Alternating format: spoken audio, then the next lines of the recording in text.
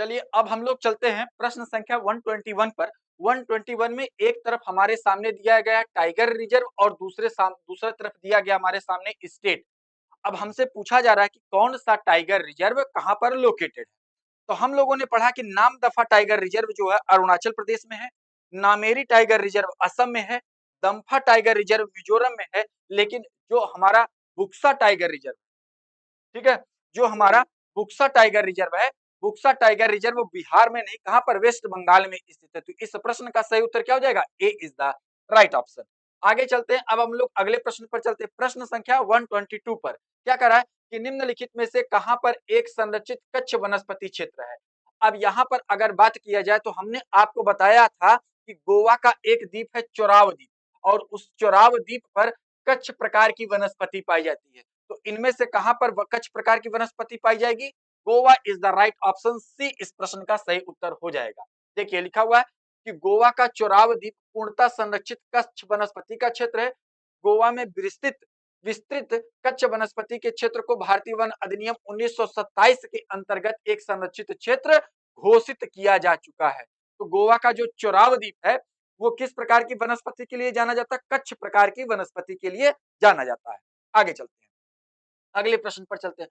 प्रश्न संख्या 123 की बात कर रहा है कि प्रश्न संख्या 123 क्या कर रहा है, बोल रहा है कि भारत के निम्नलिखित में से किस राज्य में कामेंग हाथी रिजर्व स्थित है। किसकी बात कर रहा है, कामेंग हाथी रिजर्व की बात कर रहा है कि जो हमारा कामेंग एलिफेंट रिजर्व है वो कहां पर लोकेटेड है।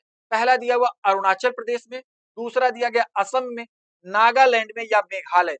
तो आप बताएंगे साथियों कि जो हमारा कामेंग कामेंग हमारा टाइगर रिजर्व है वो कहां पर लोकेटेड है। तो आप बताएंगे कि कामेंग टाइगर रिजर्व लोकेटेड जो है वो अरुणाचल प्रदेश में लोकेटेड है। और हम लोग जानते हैं कि भारत में जो एलिफेंट प्रोजेक्ट चलाया गया था, ठीक है, प्रोजेक्ट एलिफेंट चलाया गया था वो 1992 में चलाया गया था, ठीक है। हाथियों को संरक्षित करने के लिए जो मानव और हाथियों के बीच में संघर्ष था उसको काउंटर करने के लिए वर्ष 1922 में क्या किया गया था, एलिफेंट प्रोजेक्ट एलिफेंट चलाया गया था। अब अगर बात किया जाए कि भारत में कुछ tiger reserve sorry elephant reserve कहां पर लोकेटेड है, अगर बात किया जाए लेमरू एलिफेंट रिजर्व, तो लेमरू एलिफेंट रिजर्व जो है छत्तीसगढ़ में, वायनाड जो हाथी रिजर्व है, वायनाड हाथी रिजर्व केरल में, नीलांबुर हाथी रिजर्व जो है वो कहां पर स्थित है, वो भी केरल में स्थित है। पेरियार पेरियार हाथी रिजर्व की अगर बात किया जाए तो ये केरल में स्थित है। काजीरंगा कार्बी एंगलोंग हाथी रिजर्व ये असम में स्थित है। और सोनितपुर हाथी रिजर्व की बात किया जाए तो ये अरुणाचल प्रदेश में स्थित है। और अगला अगर बात किया जाए मयूर झरना हाथी रिजर्व, और मयूर झरना हाथी रिजर्व जो वो पश्चिम बंगाल में लोकेटेड है। तो मयूर झरना हाथी रिजर्व पश्चिम बंगाल में, सोनितपुर अरुणाचल प्रदेश में, काजीरंगा कार्बी एंगलांग असम में, पेरियार केरल में, नीलांबुर केरल में, वायनाड केरल में, लेमरू छत्तीसगढ़ में। इसको आप याद रखेंगे, कई बार इस चीज को पूछा जाता है, ठीक है। चलिए आगे चलते हैं। अब अगर बात किया जाए प्रश्न संख्या 124 की बात किया जाए, प्रश्न संख्या 124 क्या कर रहा है कि नेपाल एवं भारत में वन्य जीवन संरक्षण प्रयासों के रूप में सेव सेव क्या है, सेव नामक एक नया संगठन प्रारंभ किया गया। सेव का उद्देश्य क्या है, सेव मतलब किसकी बात कर रहा है, सेव का मतलब बात कर रहा है कि सेव एक संस्था स्टार्ट किया गया था, वो किसके संरक्षण के लिए स्टार्ट किया गया था। तो अभी हम लोग जब इसका पूरा नाम देखेंगे तो वहीं से हमें बिल्कुल क्लियर हो जाएगा। अगर बात किया जाए तो ये गिद्धों के संरक्षण के लिए एक संस्था स्टार्ट किया गया था जिसका नाम था सेव। तो सेव संस्था गिद्धों के संरक्षण के लिए कार्य करती है। इसका उद्देश्य क्या था, गिद्धों के संरक्षण की बात करता है। अगर बात किया जाए सेव का पूरा नाम क्या है, तो सेव का पूरा नाम है सेविंग एशियास, ठीक है, saving Asia's vulture from extinction, ठीक है, मतलब एशिया से समाप्त हो रहे गिद्धों के संरक्षण के लिए एक सेव कार्यक्रम चलाया गया था। सेव का पूरा नाम क्या है वो हमने आपको बता दिया, ठीक है। कि भारत में गिद्ध संरक्षण प्रजनन केंद्र कहां पर स्थित है, केंद्र हरियाणा वन विभाग तथा बॉम्बे नेचुरल हिस्ट्री के बीच में एक संयुक्त प्रोजेक्ट स्टार्ट किया गया था। हरियाणा के पिंजौर में इसको स्थापित किया गया है। तो गिद्ध संरक्षण प्रजनन केंद्र कहां पर है, हरियाणा में। हरियाणा में कहां पर स्थित है, पिंजौर में। ये किसके द्वारा स्टार्ट किया गया था? हरियाणा वन विभाग और बॉम्बे नेचुरल हिस्ट्री के बीच में इस संस्था को स्टार्ट किया गया था, सेव को स्टार्ट किया गया था। तो सॉरी क्या बोलते हैं, गिद्ध संरक्षण प्रजनन केंद्र स्थापित किया गया था। ठीक है, चलिए आगे चलते हैं। अब हम चलते हैं प्रश्न संख्या 125 पर। प्रश्न संख्या 125 क्या कर रहा है? बोल रहा है बाघ परियोजना प्रोजेक्ट टाइगर जो वन्य जीव संरक्षण का एक सघन प्रयास है, भारत में कब स्टार्ट किया गया? तो ये तो सबको पता होगा कि प्रोजेक्ट टाइगर जो स्टार्ट किया गया था 1973 में प्रोजेक्ट टाइगर स्टार्ट किया गया था। क्या बोलते हैं, टाइगर को कंजर्व करने के लिए, टाइगरों को सुरक्षित करने के लिए वर्ष 1973 में टाइगर रिजर्व की स्थापना किया गया था। क्लियर है? भारत का अगर बात किया जाए पहला टाइगर रिजर्व कौन था, तो आप बताएंगे कि भारत का पहला टाइगर रिजर्व जो था वो हमारा था जिम कॉर्बेट टाइगर रिजर्व। ठीक है, भारत का पहला टाइगर रिजर्व। ठीक है, चलिए चलिए अब चलते हैं। अच्छा, जो हमारा देखिए इसमें क्या चीज है, थोड़ा सा इसको पढ़िएगा। प्रोजेक्ट टाइगर जो वन्य जीव संरक्षण का एक प्रमुख प्रयास है, जिसे सर्वप्रथम 1 अप्रैल 1973 को शुरू किया गया था। इसे इंदिरा गांधी के नेतृत्व में जिम कॉर्बेट उत्तराखंड में शुरू किया गया था। इस परियोजना का उद्देश्य प्राकृतिक वास एवं बाघों को प्राकृतिक विरासत के रूप में उसी स्थान पर सुरक्षित रखता है। इसमें भारत के बाघों की जीवनक्षम आबादी सुनिश्चित करने का महत्व दिया गया। भारत के पूर्वोत्तर में कई टाइगर रिजर्व हैं, जिसमें नामदफा टाइगर रिजर्व क्या बोलते हैं, मानस नामेरी काजीरंगा असम में है। इसके अतिरिक्त दुधवा उत्तर प्रदेश में है, कान्हा मध्य प्रदेश में है। मतलब कि कितने टाइगर रिजर्व हैं, और प्रश्नों में हम लोगों ने बहुत सारे टाइगर रिजर्व को प्रश्नों के माध्यम से किया है। तो यहाँ पर अगर बात किया जाए तो पर्यावरण मंत्रालय ने 2005 में नेशनल टाइगर कंजर्वेशन अथॉरिटी एनसीटीए, इसका पूरा नाम क्या है, NTCA, NTCA national tiger conservation authority, ये क्या करती है, बाघों के संरक्षण के लिए प्रमुख रूप से कार्य करती है। ये पर्यावरण और जलवायु परिवर्तन मंत्रालय के अधीन कार्य करने वाली एक संस्था है। क्या नाम है इसका? NTCA, national tiger conservation authority, NTCA. इसको कब स्टार्ट किया गया था? पर्यावरण मंत्रालय के द्वारा बनाया गया था 2005 में। बाघों को संरक्षित करने के लिए प्रमुख एजेंसी के रूप में ये एनटीसीए कार्य करती है। याद रहेंगी बातें? बिल्कुल। अब चलते हैं आगे, अगले प्रश्न पर चलते हैं। प्रश्न संख्या 126 पर चलते हैं। प्रश्न संख्या 126 क्या कर रहा है? बोल रहा है प्रोजेक्ट टाइगर के संबंध में निम्नलिखित कथनों में से कौन सा कथन सही नहीं है? किसकी बात कर रहा है? प्रोजेक्ट टाइगर के बारे में कर रहा है। तो पहला इसमें लिखा हुआ इसे वर्ष 1973 में आरंभ किया गया था। ये बात तो सही है कि प्रोजेक्ट टाइगर को कब स्टार्ट किया गया था? 1973 में स्टार्ट किया गया था। पहली बात बिल्कुल सही है। दूसरा, इस परियोजना का उद्देश्य प्राकृतिक वास और बाघों को प्राकृतिक विरासत के रूप में उसी स्थान पर सुरक्षित रखना है। ये बात भी सही है कि बाघों को उनके स्थान पर ही सुरक्षित रखने के लिए प्रोजेक्ट टाइगर स्टार्ट किया गया था। तीसरा, क्या बोलते हैं, इस परियोजना ने भारत में बाघों की जीवन सक्षम आबादी को सुनिश्चित करने में महत्वपूर्ण स्थान दिया। बिल्कुल सही बात है। जो बाघों भारत में जो टाइगर की संख्या बढ़ी, उसके पीछे एक प्रमुख कारण कौन था? प्रोजेक्ट टाइगर था। चौथा, भारत के पूर्वोत्तर भाग में कोई टाइगर रिजर्व नहीं है। ये बात तो गलत लिख दिया है। Namdapha tiger reserve, Kameng tiger reserve, कई टाइगर रिजर्व है। ठीक है, तो ये बात तो गलत लिखा हुआ है। भाई पूर्वोत्तर में हम कह रहे हैं कि कम से कम 6 8 10 8 के आसपास में टाइगर रिजर्व। ठीक है, तो डी वाला गलत है। पहला दूसरा तीसरा सही है, और यही हमसे पूछ रहा है कि कौन सा गलत है, तो D is the right option. ठीक है, सिंपल सा प्रश्न है, सभी लोगों को पता है। आगे चलते हैं। बोल रहा है कि निम्नलिखित में से कौन सा एक भारत में बाघ संरक्षित परियोजना नहीं है? अब यहाँ पर दिया गया है दुधवा टाइगर रिजर्व है, कान्हा टाइगर रिजर्व है, मानस टाइगर रिजर्व है, लेकिन चिल्का क्या है? चिल्का झील जो है, चिल्का जो है हमारा, ये वेटलैंड साइट है। क्या है? वेट वेटलैंड साइट है, आर्द्र भूमि क्षेत्र है। क्या है? आर्द्र भूमि क्षेत्र है। ठीक है, आर्द्र भूमि संरक्षण क्षेत्र है। तो चिल्का क्या है? B is the right option. Chilka जो है वो टाइगर रिजर्व नहीं है। दुधवा, कान्हा और मानस ये तीनों क्या है? Tiger reserve. चलिए आगे चलते हैं। अब हम लोग चलते हैं अगले प्रश्न पर, प्रश्न संख्या 129। प्रश्न संख्या 129 क्या कर रहा है? रामसर सम्मेलन। रामसर सम्मेलन संबंधित है। रामसर सम्मेलन किससे संबंधित है? जलवायु परिवर्तन से, कीटनाशक प्रदूषण से, ओजोन परत क्षरण से या आर्द्र भूमि संरक्षण से? तो हम लोग जानते हैं कि वर्ष 1971 में, कब? 2 फरवरी 2 फरवरी 2 फरवरी वर्ष 1971 को ईरान का एक शहर था जिसका नाम था रामसर, जिसका नाम था रामसर। ये क्या था? ईरान का एक शहर था। ईरान का एक शहर था रामसर। वहां पर आर्द्र भूमि के संरक्षण के लिए, किसके? आर्द्र आर्द्र भूमि आर्द्र भूमि के संरक्षण के लिए, आर्द्र भूमि के संरक्षण के लिए क्या किया गया था?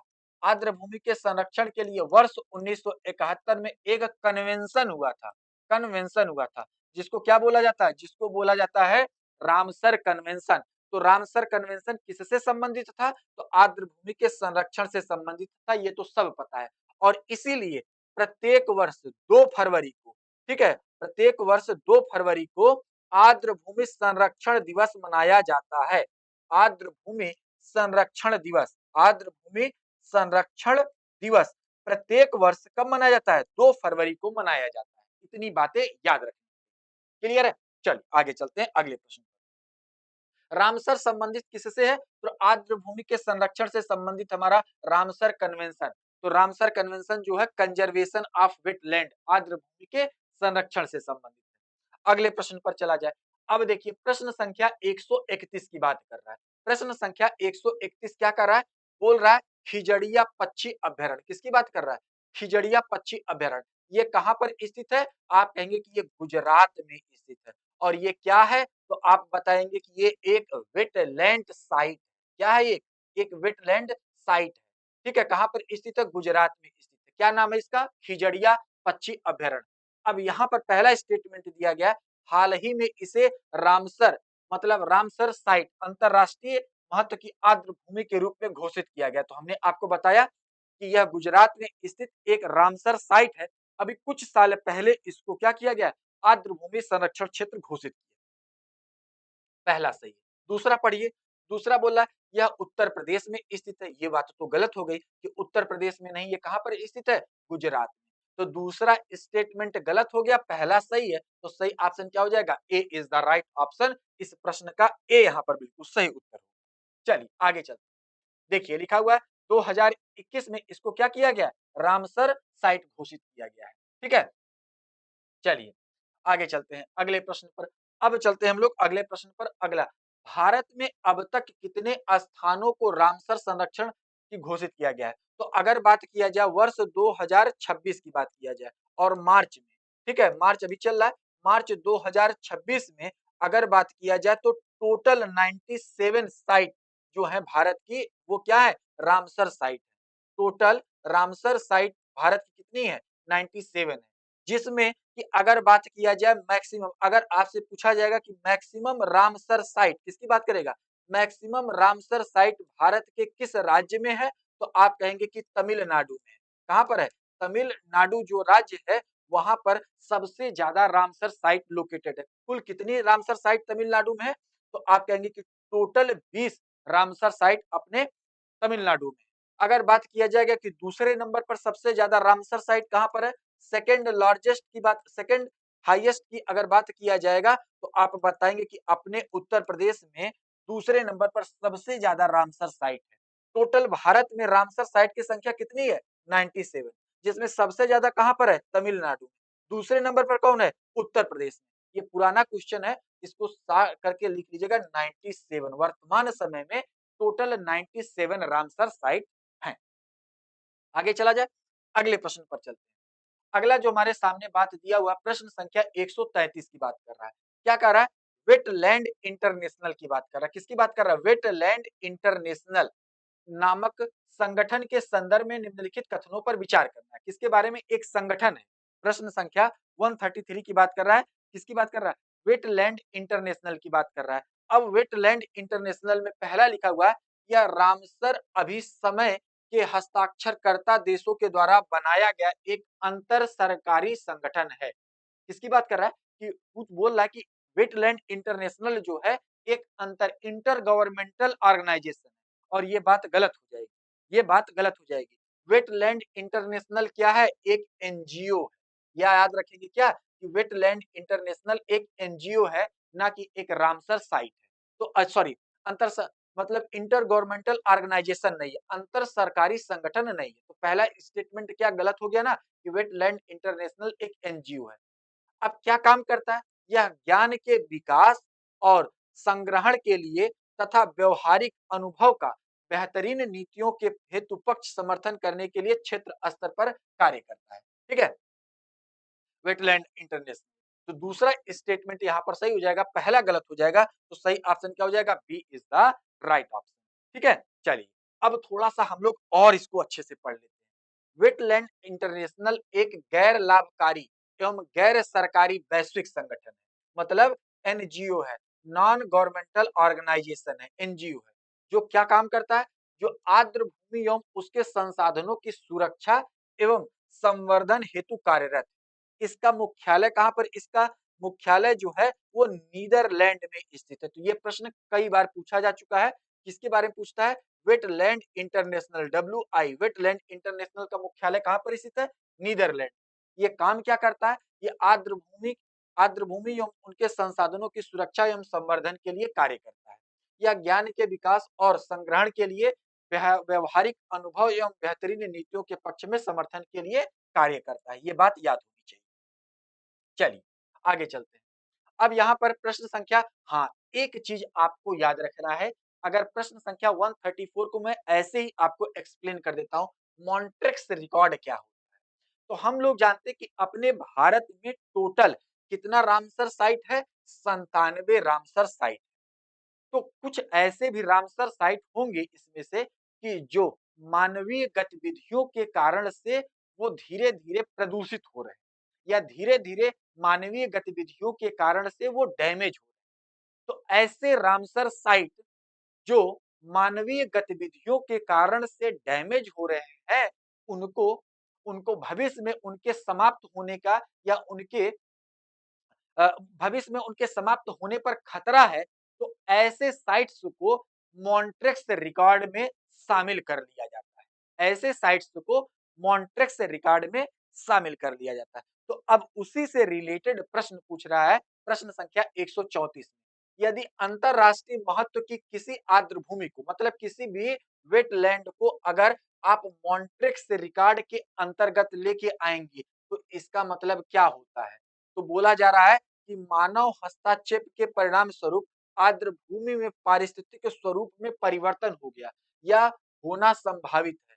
तो हमने आपको बताया ना कि ऐसा कोई भी आर्द्र भूमि क्षेत्र, जैसे भारत में टोटल 97 आर्द्र भूमि क्षेत्र है, रामसर साइट है, इसमें से कोई भी एक रामसर साइट ऐसी हो जो मानवीय गतिविधियों के कारण से उसका इकोसिस्टम डैमेज हो रहा है या वो डैमेज हो रही है आर्द्र भूमि क्षेत्र, तो उसको मॉन्ट्रेक्स रिकॉर्ड में शामिल किया जाता है। तो इस प्रश्न का सही उत्तर क्या हो जाएगा? A is the right option. अभी तक अगर बात किया जाए, अभी तक अगर बात किया जाए तो भारत में केवल और केवल दो ऐसे वेटलैंड साइट हैं या भारत में केवल दो आर्द्र भूमि क्षेत्र ऐसे हैं जिनको क्या शामिल किया गया है, जिनको मॉन्ट्रेक्स रिकॉर्ड में शामिल किया गया है। और वो दो आर्द्र भूमि क्षेत्र कौन कौन से हैं? पहला है केवलादेव राष्ट्रीय उद्यान और दूसरा है लोकटक झील। इसमें एक तीसरा भी शामिल था जिसका क्या नाम था? जिसका नाम था चिल्का झील। लेकिन चिल्का झील को क्या किया गया? हटा लिया गया है मॉन्ट्रेक्स रिकॉर्ड से। मॉन्ट्रेक्स मॉन्ट्रेक्स मॉन्ट्रेक्स रिकॉर्ड से चिल्का झील को हटा लिया गया है। लेकिन अभी मॉन्ट्रेक्स रिकॉर्ड में दो शामिल है। कौन कौन? एक केवलादेव राष्ट्रीय उद्यान और दूसरा लोकटक झील, जो कि मणिपुर में है और यह राजस्थान में है। इन दोनों को अभी भी मॉन्ट्रेक्स रिकॉर्ड में डाला गया है। इनको हटा लिया गया, चिल्का झील अब नहीं है मॉन्ट्रेक्स रिकॉर्ड में। ठीक है, चलिए आगे चलते हैं। अब यहाँ पर दिया हुआ है भिंडावास वन्य जीव अभ्यारण्य की बात कर रहा है। ठीक है, दूसरा दिया हुआ है सुल्तानपुर राष्ट्रीय उद्यान, तीसरा दिया हुआ थोल झील वन्य जीव अभ्यारण्य। बाधवाना आर्द्र भूमि के संदर्भ में निम्नलिखित कथनों में से, तो आप याद रखिएगा कि भिंडवास वन्य जीव अभ्यारण्य, सुल्तानपुर राष्ट्रीय उद्यान, थोल वन्य जीव अभ्यारण्य और बधवाना आर्द्र भूमि, ये सब क्या है? ये टोटल के टोटल रामसर साइट, टोटल के टोटल टोटल के टोटल क्या है, रामसर साइट है। तो अच्छा, दूसरा ये सभी प्राकृतिक रूप से बनी आर्द्र भूमि है, तो ये बात गलत है। इसमें से एक दो क्या बोलते हैं, कुछ जो है वो मानव निर्मित है और कुछ क्या है, क्या बोलते हैं, प्राकृतिक रूप से। ये सभी पक्षी विहार स्थल है, हाँ, ये सभी क्या है, पक्षी विहार स्थल है। तो इस प्रश्न का सही उत्तर क्या हो जाएगा, B is the right option, B यहाँ पर बिल्कुल सही है। ठीक है, चलिए आगे चलते हैं अगले प्रश्न पर। अब हमारे सामने दिया गया प्रश्न संख्या 136 की बात कर रहा है। क्या कर रहा है, निम्नलिखित में से कौन सा आर्द्र भूमि स्थल भारत के किसी राज्य में स्थित है, राज्य की बात किया है। अब यहाँ पर दिया हुआ गया है हुकेरा, दूसरा दिया गया पॉइंट केलीमरे वन्यजीव अभयारण्य, सो मोरिरी झील और बुलर झील। अब अगर बात किया जाए, अब अगर बात किया जाए तो बुलर झील के बारे में तो हम लोग जानते हैं। बुलर झील जो है ये कहाँ पर स्थित है, जम्मू कश्मीर में लोकेटेड है और क्या है ये, रामसर साइट है। सो मोरिरी झील जो है ये भी रामसर साइट है और ये कहाँ पर स्थित है, तो आप बताएंगे कि ये लद्दाख में लोकेटेड है। कहाँ पर, लद्दाख में लोकेटेड है। अगर पॉइंट कैलीमेरे वन्यजीव अभयारण्य की बात किया जाए तो पॉइंट कैलीमेरे वन्यजीव अभयारण्य जो है ये तमिलनाडु में लोकेटेड है। कहाँ पर है, तमिलनाडु में लोकेटेड है। और चौथा दिया गया हुकेरा वेटलैंड और ये भी कहाँ पर स्थित है, जम्मू कश्मीर। तो जम्मू कश्मीर, लद्दाख ये सब क्या है, यूनियन टेरिटरी है, लेकिन तमिलनाडु क्या है हमारा, फुल स्टेट है। तो यहाँ पर पूछ रहा है कि कौन सा ऐसा इन चारों में से, ये चारों क्या है, ये चारों रामसर साइट है। तो जो पॉइंट कैलीमरे वन्य जीव पक्षी अभयारण्य, ये जो रामसर साइट तमिलनाडु में स्थित है, ये किसी स्टेट में है, तो सही ऑप्शन क्या हो जाएगा, B is the right option. Clear है, चलिए आगे चलते हैं अगले प्रश्न पर। अगला हमारे सामने प्रश्न दिया प्रश्न संख्या 137, प्रश्न संख्या 137 की बात कर रहा है। क्या कर रहा है कि निम्नलिखित में से कौन सा रामसर आर्द्र भूमि स्थल भारत के किसी भी संघ राज्य क्षेत्र में स्थित नहीं। फिर से वही प्रश्न पूछ लिया गया है, तो सही ऑप्शन क्या हो जाएगा, B is the right option, Point Calimere. ठीक है, वन्य जीव अभयारण्य ये क्या है, तमिलनाडु में स्थित है। ये हमारा कहाँ पर है, जम्मू कश्मीर में स्थित है। ये कहाँ पर स्थित है, लद्दाख में स्थित है। और ये कहाँ पर स्थित है, ये भी जम्मू कश्मीर में स्थित है। तो ये सब क्या है, यूनियन टेरिटरी में, ये स्टेट में है ना। चलिए आगे चलते हैं अगले प्रश्न पर। अब हमारे सामने एक तरफ दिया क्या, वेटलैंड साइट दिया गया, आर्द्र भूमि, एक तरफ आर्द्र भूमि दिया गया और दूसरे तरफ दिया गया है राज्य, और हमसे पूछा जा रहा है कि कौन सी आर्द्र भूमि कहां पर लोकेटेड है। प्रश्न संख्या 138 की बात करते हैं। अगर बात किया जाए, हमारा भीतर कनिका की बात किया जाए, ठीक है, भीतर कनिका की अगर बात किया जाए तो भीतर कनिका हमारा क्या है, वेटलैंड साइट है। और ये कहाँ पर स्थित है, तो सभी लोगों को पता है कि उड़ीसा में लोकेटेड है हमारा भीतरकनिका। अगर सस्थम झील की बात किया जाए तो ये केरल में लोकेटेड है, सस्थाम झील केरल में स्थित है। कांजली और दीपोर बिल की बात किया जाए तो दीपोर बिल जो है ये कहाँ पर स्थित है, तो दीपोर बिल जो है हमारा ये असम में स्थित है। कहाँ पर स्थित है, असम में स्थित है। और कांजली की बात किया जाए तो ये पंजाब में स्थित है। ठीक है, ये सब क्या है, भीतरकनिका, सस्थम कांजली, दीपोर बिल, ये सब रामसर साइट कहाँ कहाँ पर स्थित है, ये हमने आपको बता दी। ठीक है, चलिए, भीतरकनिका उड़ीसा में, सस्तामकोटा केरल में, कांजली पंजाब में, तिपोरबिल असम। चलिए अब चलते हैं अगले प्रश्न पर। प्रश्न संख्या 139 की बात कर रहा है। प्रदूषण नियंत्रण के उद्देश्य से राष्ट्रीय झील संरक्षण योजना, एक योजना 2005 में इस योजना को स्टार्ट किया गया था। इसका नाम था राष्ट्रीय झील संरक्षण योजना। झीलों को संरक्षित करने के लिए ये योजना स्टार्ट किया गया था। तो बोल रहा है कि प्रदूषण नियंत्रण के उद्देश्य से राष्ट्रीय झील संरक्षण योजना के अंतर्गत जिन शहरी क्षेत्रों में पड़ने वाले जलमग्न भूमि को चुना गया था, वो मतलब राष्ट्रीय झील संरक्षण योजना के अंतर्गत किन किन झीलों को चुना गया था, ये हमसे पूछा जा रहा है प्रश्न संख्या 139। ठीक है, तो 139 में अगर बात किया जाए तो हम लोग जानते हैं भोज झील कहाँ पर स्थित है, मध्य प्रदेश में स्थित है। इसको चुना गया था, इसको चुना गया था। सुखना झील, कई बार इस प्रश्न को पूछा गया अकेले, सुखना झील कहाँ पर स्थित है, तो ये चंडीगढ़ में स्थित है। इसको भी इसमें मतलब कि इस झील को भी चुना गया था। चिल्का झील उड़ीसा में स्थित है, इसको नहीं चुना गया था। पिचोला झील जो है राजस्थान में, इसको चुना गया था। तो भोज झील, सुखना झील और पिछोला झील, ये तीनों फ्रेश वाटर लेक है, इनको चुना गया था, तो सही ऑप्शन क्या हो जाएगा? D is the right option. Clear है? अच्छा, चलिए आगे चलते हैं। तो ये यहाँ पर आपका सही हो जाएगा। आगे चलते हैं। अब देखिए कि निम्नलिखित कथनों में से कौन-सा कथन सही है? अब पहला दिया हुआ है, भारत रामसर कन्वेंशन का हस्ताक्षर करता है। भाई रामसर कन्वेंशन जो साइन किया गया था वो वर्ष 1971 में किया गया था और भारत जो है रामसर कन्वेंशन को कब रेक्टिफाई किया था? 1982 में भारत ने रामसर कन्वेंशन पर हस्ताक्षर किया था। तो पहला तो सही है कि भारत के द्वारा भारत जो है ये रामसर कन्वेंशन का हस्ताक्षरकर्ता देश है। दूसरा पढ़िए, रामसर कन्वेंशन आर्द्र भूमि संरक्षण से संबंधित है। तो ये भी सबको पता है भाई रामसर कन्वेंशन जो है किससे संबंधित है? आर्द्र भूमि संरक्षण से संबंधित है। वर्तमान समय में भारत में टोटल 76 रामसर साइट है, तो वर्तमान समय में भारत में टोटल 97 रामसर साइट है। तो पहला सही, दूसरा सही, तीसरा गलत, सही ऑप्शन क्या हो जाएगा? सही ऑप्शन हो जाएगा D is the right option, 1 and 2 are correct. Clear है? चलिए आगे चलते हैं। अब चलते हैं प्रश्न संख्या 141 पर। प्रश्न संख्या 141 क्या कर रहा है? निम्नलिखित में से किस नव भूमि को नवंबर 2020 में बिहार का पहला रामसर साइट घोषित किया गया था? तो आप कहेंगे कि करबत ताल, कबरत ताल जो है, कबरत ताल जो है ये बिहार का पहला क्या था? ये बिहार का पहला रामसर साइट था। बिहार का बिहार का पहला बिहार का पहला रामसर साइट, रामसर बिहार का पहला रामसर साइट कौन था? करतब ताल। करबत ताल जो था ये बिहार का पहला रामसर साइट है। आसन जो बोला जाए, आसन अगर बात किया जाए तो ये उत्तराखंड में स्थित है। भीतरकनिका की बात किया जाए तो ये उड़ीसा में स्थित रामसर साइट है।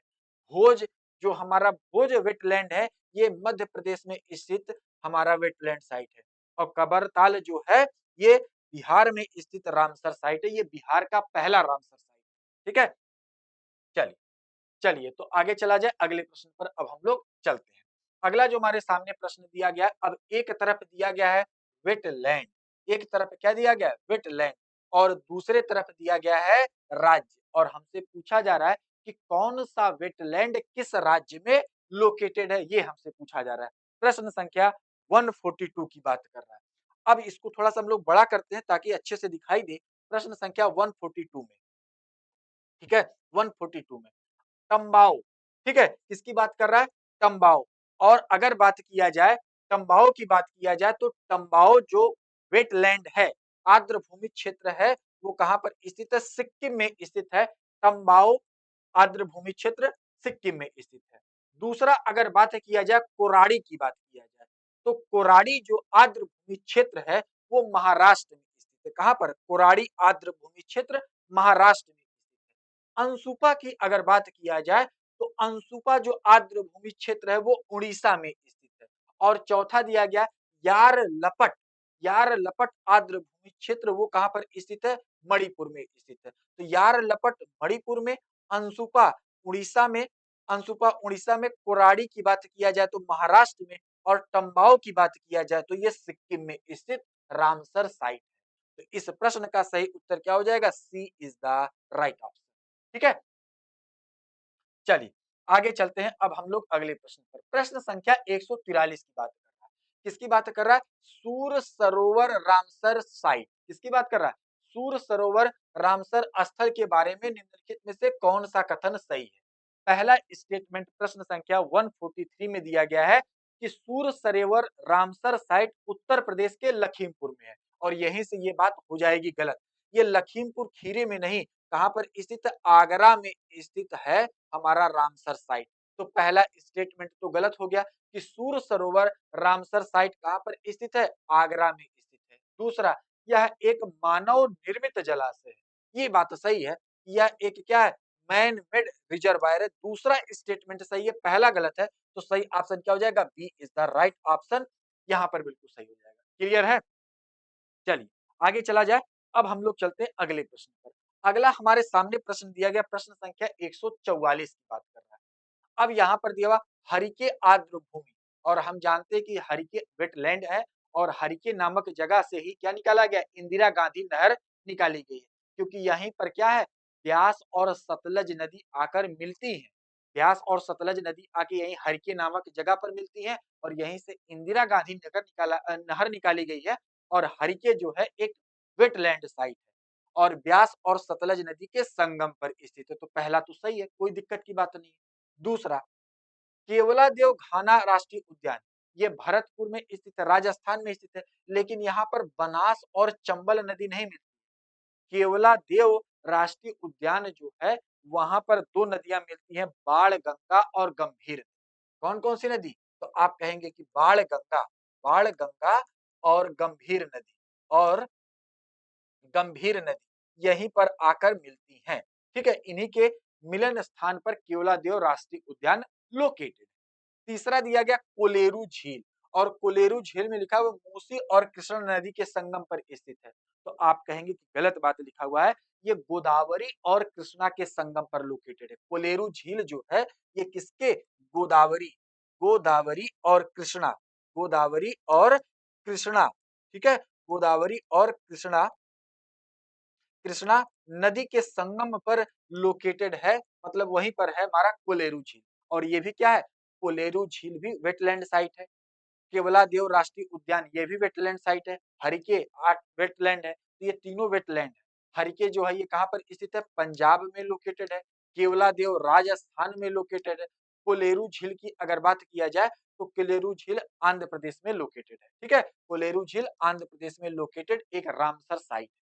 तो यहाँ पर पहला केवल सही है, दूसरा और तीसरा गलत है।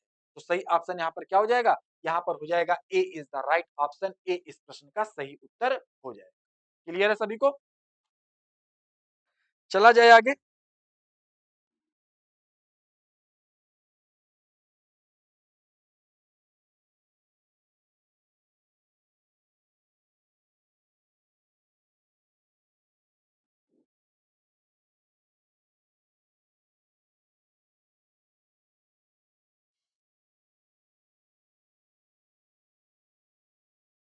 चलिए अब चलते हैं प्रश्न संख्या 146।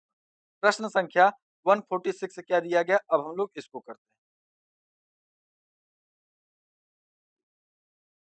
ठीक है, प्रश्न संख्या 146, निम्नलिखित आर्द्र क्षेत्रों में से किन्हें रामसर का दर्जा प्राप्त है? रामसर साइट में दर्जा। अब अगर बात किया जाए चिल्का झील, लोकटक झील, केवलादेव और बुलर, ये चारों के चारों को क्या किया गया है? चार के चारों को रामसर साइट घोषित किया जा चुका है। रामसर, रामसर साइट इनको घोषित किया जा चुका है। ये चार के चारों क्या है? रामसर साइट है। तो यहाँ पर सही ऑप्शन क्या हो जाएगा? सभी D is the right option. Clear है? चार के चारों को रामसर साइट घोषित किया जा चुका है। आगे चलते हैं। अब हम बोलते हैं किस झील को रामसर आर्द्र भूमि की सूची में सम्मिलित किया गया? राजस्थान की किस झील को रामसर सूची में किया जा चुका है? तो वर्तमान समय की अगर बात किया जाए तो प्रश्न संख्या 147 में सभी इसमें से जितनी झीलें हैं सभी को रामसर साइट घोषित किया जा चुका है। ठीक है, चलिए, ठीक है।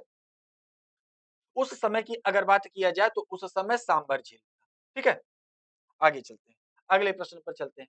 पारिस्थितिकी निकाय के रूप में आर्द्र भूमि, ठीक है, को किसके लिए उपयोगी है? ठीक है, जो हमारा आर्द्र भूमि है, वेटलैंड साइट है, वो किसके लिए जाना जाता है? किसके लिए? पोषक पुनर्प्राप्ति एवं चक्रण हेतु, पौधों के द्वारा अवशेषण के माध्यम से भारी धातुओं को अवमुक्त करने के लिए, तलछट कर नदियों के गादीकरण को कम करने के लिए, उपयुक्त में से सभी। तो सही ऑप्शन क्या हो जाएगा? D is the right option. हमारे लिए तीन के तीनों कारण हैं जिसके लिए वेटलैंड या आर्द्र भूमि हमारे लिए क्यों महत्वपूर्ण है। तो आप कहेंगे कि पोषक तत्वों की पुनर्प्राप्ति के लिए ये इंपॉर्टेंस है। दूसरा, पौधों के द्वारा अवशोषण के माध्यम से भारी धातुओं के अवशोषण के लिए भी हमारा वेटलैंड जरूरी है। तीसरा, क्या करता है? तलछट रोक कर ये नदियों में गादीकरण, मतलब कि नदियों में जो गाद जाता है, कूड़ा कचरा जाता है, ठीक है, गाद जाता है, उसको रोकने का कार्य करते हैं। इसलिए हमारे लिए इन सभी कारणों के लिए इंपॉर्टेंट होता है रामसर साइट। ठीक है, चलिए अब अगर बात किया जाए कि भारत में सर्वप्रथम एक समुद्री सैंक्चुअरी जिसका सीमाओं के अंतर्गत प्रवाल भित्तिया, मोलस्का, डाल्फिन, कछुए और अनेक प्रकार के समुद्री पक्षी स्थापित किए गए हैं। किसमें ये सब सारी चीजें स्थापित है? डाल्फिन भी है वहां पर, कछुआ भी है, मोलस्का भी है, प्रवाल भित्तियां भी हैं, तो वो कौन सा ऐसा हमारा क्षेत्र है? सुंदरबन का क्षेत्र है, चिल्का क्षेत्र है, कच्छ की खाड़ी का क्षेत्र है या लक्षद्वीप है? इन चारों में से आपको बताना है। प्रश्न संख्या 149 में आपको बताना है। तो आप कहेंगे कि जो कच्छ की खाड़ी है, कच्छ की खाड़ी है, यहाँ पर हमारा डॉल्फिन, कछुआ, मोलस्का, ठीक है, सभी प्रकार। तो सही ऑप्शन क्या हो जाएगा? कच्छ की खाड़ी, यहाँ पर सही हो जाएगा। अब आगे चलते हैं। प्रश्न संख्या 151 की बात कर रहे हैं। यदि आप घड़ियाल को उनके प्राकृतिक आवास से देखना चाहते हैं, तो निम्नलिखित में से किस स्थान पर जाएंगे? तो चंबल नदी, ठीक है, ये तो सब लोगों को पता होना चाहिए। तो सही ऑप्शन क्या हो जाएगा? B is the right option. Clear है? चलिए, ठीक है। आगे चलते हैं अब हम लोग अगले प्रश्न पर। अब बोल रहा है प्रश्न संख्या 153 की बात कर रहा है, ठीक है? 153 की बात कर रहा है, इसका कोई मतलब नहीं है, ये उस तरह से नहीं है, इसको हम लोग छोड़ेंगे। 156 पर आते हैं। बोल रहा है कि भारत में रेड पांडा प्राकृतिक रूप से केवल पश्चिमी हिमालय में पाया जाता है।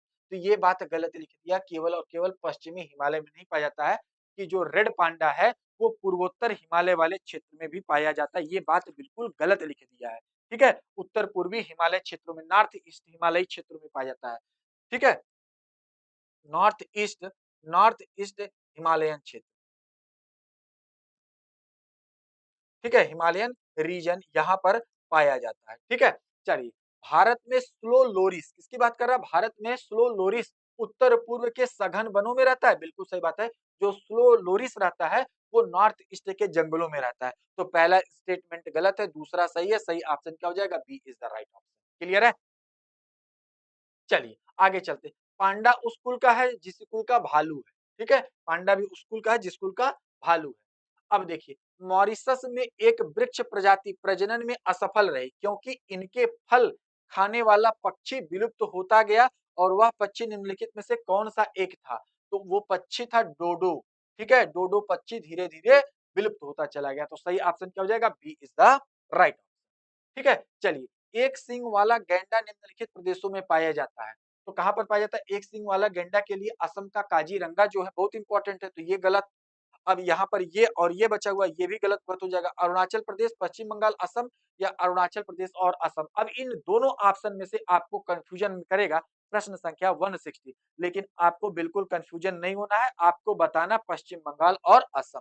ठीक है, पश्चिम बंगाल और असम। ठीक है, अरुणाचल थोड़ा-सा आप जब ऊपर जाएँगे, तो उसके लिए उतनी क्लाइमेटिक कंडीशन अनुकूल नहीं होती है, जितना कि पश्चिम बंगाल में अनुकूल रहेगी। तो सही ऑप्शन क्या हो जाएगा? वेस्ट बंगाल और असम। चलिए, भारत में जैव विविधता की दृष्टि से संतृप्त क्षेत्र निम्नलिखित में से कौन-सा है? संतृप्त क्षेत्र की बात कर रहा है, which one of the following is the biodiversity saturated area in India? तो हम लोग जानते हैं कि भारत में बायोडायवर्सिटी की अगर बात किया जाए, तो सबसे ज्यादा बायोडायवर्सिटी जिस रीजन में होगा, हमारा जो हमारा पश्चिमी घाट है, वेस्टर्न घाट जो है, यहाँ पर बायोडायवर्सिटी एकदम अच्छी वाली, मतलब रिच बायोडायवर्सिटी वाला क्षेत्र होगा। तो सही ऑप्शन क्या हो जाएगा? B is the right option. Clear है? चलिए आगे चलते हैं अगले प्रश्न पर। अगला हमारे सामने दिया गया प्रश्न संख्या 162 की बात कर रहा है। क्या कर रहा है कि निम्नलिखित में से कौन भारत की जैव विविधता हॉट स्पॉट की सूची में सम्मिलित नहीं है? सुंदरवन का डेल्टा, पश्चिमी घाट, उत्तर पूर्वी प्रदेश और हिमालय प्रदेश। आपको मैं कई बार बता चुका हूं, एक बार मैं फिर बता रहा हूं।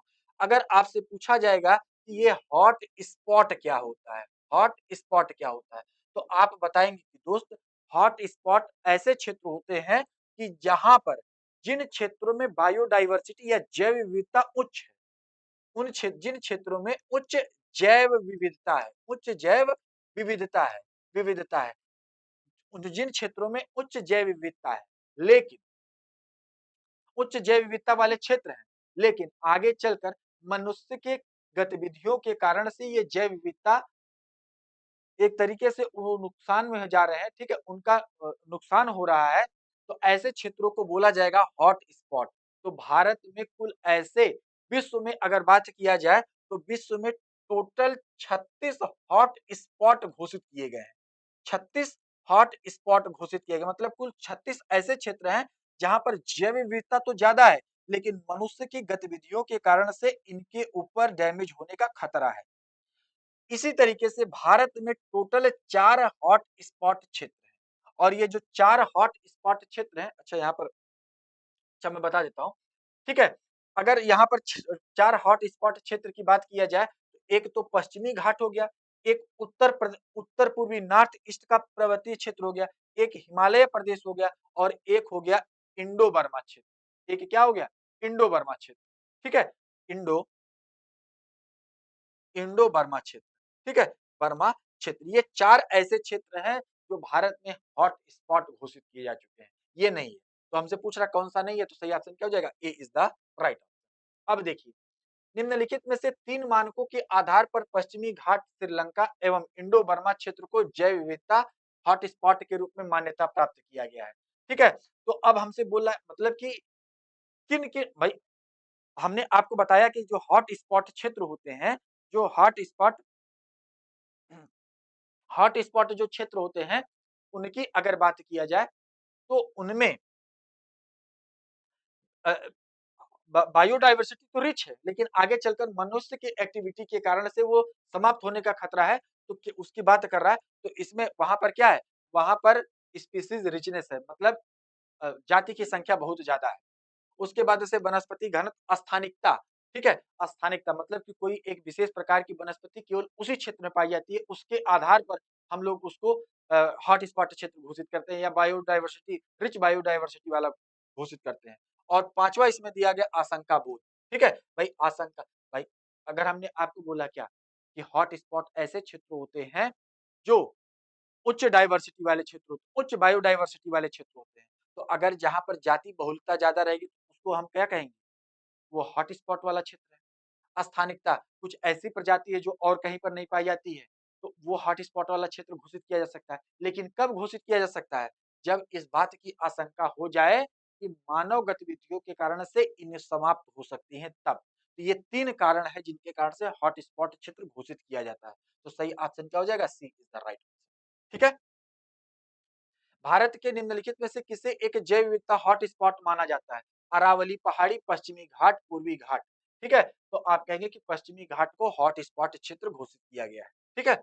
चलिए आगे चलते हैं। निम्नलिखित में से कौन सा एक भारत में जैव विविधता का हॉटस्पॉट है? इंडो बर्मा क्षेत्र। ठीक है? लक्षद्वीप, सुंदरवन। ठीक है? इंडो बर्मा क्षेत्र। ठीक है? इंडो बर्मा लैंडस्केप जो है, इसको क्या किया गया है? इसको हमारा घोषित किया जा चुका है। ठीक है? हॉटस्पॉट इसको घोषित किया जा चुका है। ठीक है? तो 4 4 जो हॉटस्पॉट है हमने आपको बताया है। निम्नलिखित में से भारत का कौन-सा एक बायोडायवर्सिटी हॉटस्पॉट नहीं? हिमालय हॉटस्पॉट है, उत्तर पूर्वी हिमालय ये भी हॉटस्पॉट है, पश्चिमी घाट ये भी हॉटस्पॉट है और इंडो बर्मा। ठीक है? ये सब क्या है? ये सब हॉटस्पॉट है। ये चारों हॉटस्पॉट है। लेकिन विंध्यन जो है ये हॉटस्पॉट नहीं है। तो इस प्रश्न का सही उत्तर क्या हो जाएगा? B is the right. चलिए, भारत में पाए जाने वाले हॉटस्पॉट क्षेत्र कौन से हैं? पूर्वी घाट, पश्चिमी घाट, अ, विंध्य हिमालय, पूर्वी पूर्वी घाट, पूर्वी हिमालय श्रृंखला, पश्चिमी घाट, शिवालिक। तो यहाँ पर सही ऑप्शन क्या हो जाएगा? सी इज द राइट। क्लियर है? चलिए आगे चलते हैं। बोल रहा है कि जैव विविधता के संदर्भ में भारत में निम्नलिखित में से कौन से क्षेत्र हॉट स्पॉट माना जाता है? अंडमान निकोबार द्वीप समूह, गंगा का मैदान, मध्य का मैदान, उपयुक्त में से कोई नहीं। तो अंडमान निकोबार आइलैंड वाला जो क्षेत्र है उसको क्या माना जाता है? उसको माना जाता है हॉट स्पॉट क्षेत्र। ठीक है? चलिए, बोल रहा है कि जैव विविधता हॉटस्पॉट केवल उष्णकटिबंधीय प्रदेशों में स्थित है। क्या सबसे ज्यादा बायोडायवर्सिटी केवल क्या बोलते हैं उष्णकटिबंधीय प्रदेशों में ही रहेगी? कोई बात ऐसी नहीं है। मतलब इसको ऐसा नहीं कहा जा सकता कि केवल वहीं पर। हाँ, मैक्सिमम बायोडायवर्सिटी ज्यादा होने का चांस उष्ण उष्णकटिबंधीय प्रदेशों में रहता है, लेकिन सब होगा ये बात गलत है। भारत में 4 जैव विविधता हॉटस्पॉट है। पूर्वी हिमालय, पश्चिमी हिमालय, पश्चिमी घाट और अंडमान निकोबार द्वीप समूह। अगर इसकी बात किया जाए तो इसमें हमने आपको बताया है, तो ना तो ये होगा ना तो ये होगा। सही ऑप्शन क्या हो जाएगा? Neither one nor two. ठीक है? चलिए अब देख लीजिए कि भारत में जो 4 अ, हॉट स्पॉट क्षेत्र हैं वो, एक तो हो गया पूर्वी हिमालय, दूसरा हो गया हमारा पश्चिमी घाट, इंडो बर्मा क्षेत्र और सुंडालैंड। इंडो बर्मा क्षेत्र और सुंडालैंड। ठीक है? अंडमान निकोबार को, ठीक है? देखो अंडमान को और अंडमान को वो उसको इंडो बर्मा क्षेत्र में घोषित किया जाता है और निकोबार के साथ और दक्षिण वाले को सुंडालैंड में घोषित किया जाता है। ठीक है? चलिए आगे चलते हैं। निम्नलिखित क्षेत्रों पर विचार कीजिए। कौन सा हॉट स्पॉट क्षेत्र है? पूर्वी हिमालय हॉट स्पॉट क्षेत्र है, पूर्व भूमध्य सागरीय क्षेत्र, उत्तर पश्चिमी क्षेत्र, ये अब इसमें से पूछ रहा है कि कौन सा बायो हॉट मतलब कि हॉट स्पॉट क्षेत्र है। तो अगर बात किया जाए तो हमारा जो ईस्टर्न घाट है, ठीक है, ईस्टर्न घाट, ईस्टर्न हिमालय, सॉरी ईस्टर्न घाट नहीं, ईस्टर्न हिमालय जो है वो हॉट स्पॉट वाला क्षेत्र है। तो पहला सही है, तो सही ऑप्शन क्या हो जाएगा, A is the right option. ठीक है, चलिए, चमगादड़, भालू, रोडेंट, ठीक है, कौन सा मतलब कि एक बात बोला है कि कौन सा इन तीनों में से कौन शीत निष्क्रियता की परिघटना का प्रेक्षण किया जाता है। मतलब किसकी बात कर रहा है, बात कर रहा है कुछ ऐसे जीव जंतु होते हैं जो कोल्ड ब्लडेड होते हैं। क्या होते हैं, कोल्ड ब्लडेड होते हैं। जैसे अगर बात किया जाए छिपकली, तो छिपकली हमको ठंडी में नहीं दिखाई देती है, बहुत कम, एकदम बिल्कुल कहीं पर दिखाई देती नहीं दिखाई देती है, क्योंकि वो कोल्ड ब्लडेड है, वो सर्वाइव नहीं कर पाएगी, इसलिए छुप के रहती है उस समय। ठीक है, तो उसी तरीके से इसमें से पूछा जा रहा है कि कौन सा जो है इसमें कोल्ड ब्लडेड है, इसकी बात कर रहा है। ठीक है, तो यहाँ पर आप बताएंगे कि तीन के तीनों, हमारा भालू, रोडेंट और चमगादड़, ठीक है, ये तीन के तीनों क्या है, कोल्ड ब्लडेड है। शीत ऋतु में ये निष्क्रिय रहते हैं, ठंडी में ये निष्क्रिय रहते हैं। ठीक है, चलिए आगे चलते हैं। अंतरराष्ट्रीय प्रशिक्षण प्रकृति संरक्षण IUCN ने हाल ही में चंदन वृक्ष रेड सैंडर्स को किस श्रेणी में शामिल किया है। ठीक है, इसकी बात कर रहा IUCN के द्वारा, और IUCN के द्वारा चंदन का जो वृक्ष है उसको इंडेंजर्ड की श्रेणी में शामिल किया गया। सही ऑप्शन क्या हो जाएगा, बी इज द राइट। ठीक है, चलिए, निम्नलिखित में से कौन सा एक स्थानिक प्रजाति का उदाहरण है, तो हार्नबिल जो हो जाएगा ये स्थानिक प्रजाति का उदाहरण है, स्थानिक प्रजाति का उदाहरण है। क्यों होता है बता देंगे, कहीं पढ़ लीजिएगा। उष्णकटिबंधीय क्षेत्रों में तितलियों की सर्वाधिक प्रजातियां पाई जाती है, ये बात बिल्कुल सही है। उष्णकटिबंधीय क्षेत्र में वनस्पतियों की संख्या जब ज्यादा होगी तो जाहिर सी बात है यहाँ पर तितलियों की संख्या ज्यादा पाई जाएगी। दूसरा कारण क्या है, उष्णकटिबंधीय क्षेत्रों में टेम्परेचर ज्यादा होता है इसलिए, और तितली क्या होती है, तितली कोल्ड ब्लडेड होती है। ठीक है, ज्यादा टेम्परेचर डाउन होने पर ये सर्वाइव नहीं कर पाएंगे, तो इसलिए उष्णकटिबंधीय क्षेत्रों में तितलियों की संख्या सर्वाधिक। तितलियां कम तापमान पर जीवित नहीं रह सकती, बिल्कुल सही बात है, इसलिए उष्णकटिबंधीय क्षेत्रों में पाई जाती हैं। तो सही ऑप्शन क्या हो जाएगा, A is the right option. Both statement are correct and explanation भी सही कर रहा है। ठीक है, चलिए आगे चलते हैं। हाल ही में निम्नलिखित में से कौन सी ड्रग गिद्धों के समष्टि के लिए उत्तरदायी है, तो डिक्लोफेनिक सोडियम। ठीक है, डिक्लोफेनिक सोडियम जो है ये गिद्धों के मतलब कि भाई ये दर्द निवारक, पशुओं के दर्द निवारक में ये दवा दी जाती थी, और पशु जब मर जाते थे तो जब गिद्ध खाते थे तो इनका सांद्रण उन तक पहुंचता था, जिससे गिद्धों की भी मृत्यु होने लगी थी। तो ये कौन सी दवा है, डिक्लोफेनिक सोडियम। सही ऑप्शन क्या हो जाएगा, सी इज द राइट ऑप्शन। आगे चलते हैं अगले प्रश्न पर। बोला कीवी क्या है, तो कीवी जो है ये न्यूजीलैंड में पाया जाने वाला क्या है, उड़ने में असक्षम एक क्या बोलते हैं पक्षी है। तो उड़न असक्षम पक्षी जो केवल न्यूजीलैंड में पाया जाता है। तो सही ऑप्शन क्या हो जाएगा, A is the right option. प्रश्न संख्या 177 का सही ऑप्शन क्या हो जाएगा, ए यहाँ पर बिल्कुल सही हो जाएगा। आगे चले अगले प्रश्न पर। अगला प्रश्न, ओलिव रिडल कछुए की बात कर रहा है। ओलिव रिडल कछुआ विश्व में पाया जाने वाला समुद्री कछुओं में सबसे छोटे और भरपूर मात्रा में पाए जाते हैं। ओलिव रिडल कछुआ तो सबसे छोटे होते हैं। ये प्रशांत, अटलांटिक और हिंद महासागर के उष्ण जल में रहते हैं, ये बात भी सही है। भारत का कोरोमंडल तट ऑलिव रिडल कछुओं के लिए सबसे बड़ा मतलब सबसे बड़ा सामूहिक बसेरा यानी कि अंडे देने के लिए सबसे ज्यादा यहीं पर आते हैं। ये बात गलत हो जाएगा, कोरोमंडल तट नहीं। कौन सा तट हो जाएगा यहाँ पर, गहीर माथा। ठीक है, उड़ीसा का एक तट है गहीर माथा, और यहीं पर आके ओलिव रिडल कछुआ जो है वो आके अंडे देने का कार्य करते हैं। ये दक्षिणी अमेरिका द्वीप से आते हैं अंडे देने के लिए। तो तीसरा स्टेटमेंट गलत हो जाएगा, पहला और दूसरा सही है। तो सही ऑप्शन क्या हो जाएगा, B is the right option. ठीक है, चलिए अब बोला है बलुई और लवणीय क्षेत्र में एक भारतीय पशु जाति का प्राकृतिक आवास है। उस क्षेत्र में उस पशु के कोई परभक्षी नहीं है, किंतु आवास ध्वंस होने के कारण से उनका अस्तित्व खतरे में है। यह पशु निम्नलिखित में से कौन सा हो सकता है।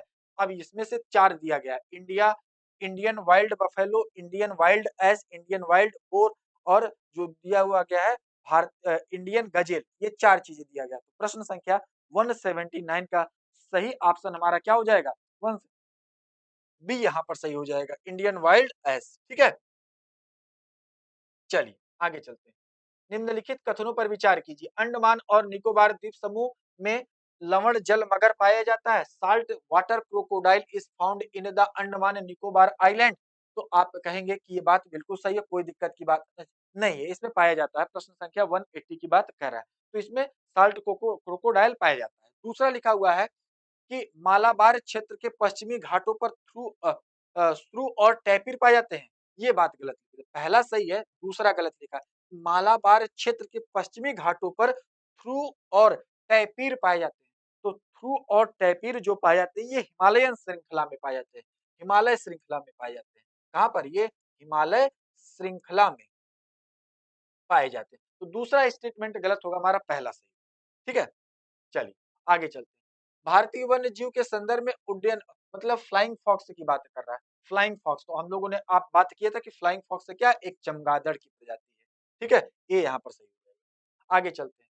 वर्ष 2020 में भारत का निम्नलिखित में से कौन सा टाइगर रिजर्व यूनेस्को के द्वारा मतलब कि यूनेस्को द्वारा संरक्षित जैव मंडल क्षेत्र घोषित किया जा चुका है। तो इसमें से हम लोगों ने इस पर भी बात कर लिया था, इसको भी हम लोग पढ़े थे कि जो हमारा पन्ना टाइगर रिजर्व है उसको वर्ष 2020 में यूनेस्को के द्वारा, यूएनईएससीओ द्वारा, यूनेस्को के द्वारा वर्ल्ड वर्ल्ड लिस्ट में या मैप लिस्ट में इसको शामिल कर लिया गया था। ठीक है, 2020 में। तो कौन सा हो जाएगा? Panna Tiger Reserve, A is the right option. ठीक है, आगे चलते हैं। यूनेस्को की विश्व धरोहर स्थलों की सूची में 2012 में निम्नलिखित में से किसको एक जोड़ा गया था? किसकी बात कर रहा है? 2012 में जो भाई बात किया जाए वर्ल्ड हेरिटेज साइट, यूनेस्को की जो वर्ल्ड हेरिटेज साइट है उसमें भारत में कुल कितने 44 स्थल जोड़े गए हैं। तो वर्ष 2012 में जिसको जोड़ा गया था, प्रश्न संख्या 183 में पूछ रहा है, वो किसको जोड़ा गया था? पश्चिमी घाट, वेस्टर्न घाट। ठीक है, ये तो आगे है पहले ही। चलिए आगे चलते हैं, इसका कोई मतलब नहीं। अब हम लोग चलते हैं प्रश्न संख्या 185 पर, इसका भी इसको करवा दें। 185 बोला कौन सा नेशनल पार्क यूनेस्को के द्वारा विश्व धरोहर स्थल घोषित किया जा चुका है। ठीक है, प्रश्न संख्या 185 की अगर बात किया जाए तो 185 में, ठीक है, केवलादेव राष्ट्रीय उद्यान, सुंदरवन राष्ट्रीय उद्यान, काजीरंगा राष्ट्रीय उद्यान। ठीक है, ये तीन के तीनों को क्या किया गया? यूनेस्को के द्वारा वर्ल्ड हेरिटेज साइट में घोषित किया जा चुका है, 1, 2 और 3 तीनों। ठीक है, सही ऑप्शन क्या हो जाएगा? B is the right. आगे चले, अगले प्रश्न पर चलते हैं।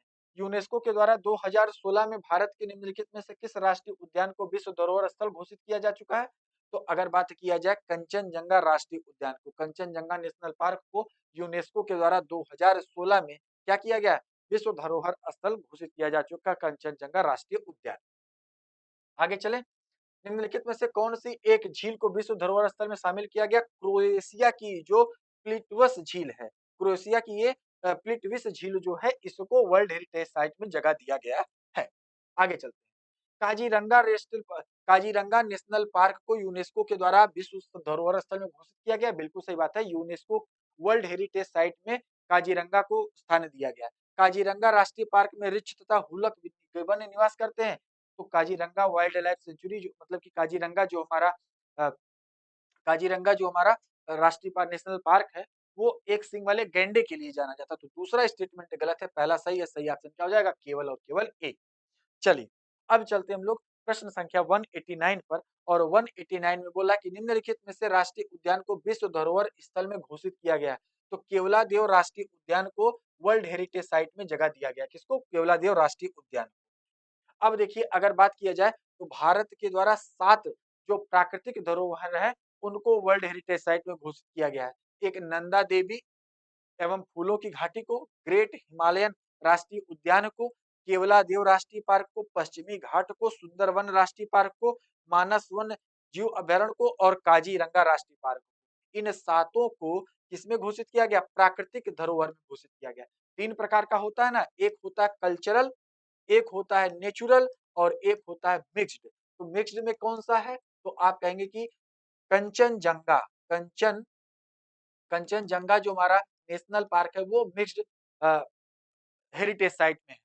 नेचुरल हेरिटेज साइट में ये है और कल्चरल हेरिटेज साइट में 37 है। ठीक है, चलिए तो ये कुल 7 जो क्या बोलते हैं नेचुरल वर्ल्ड हेरिटेज साइट है, ये 7।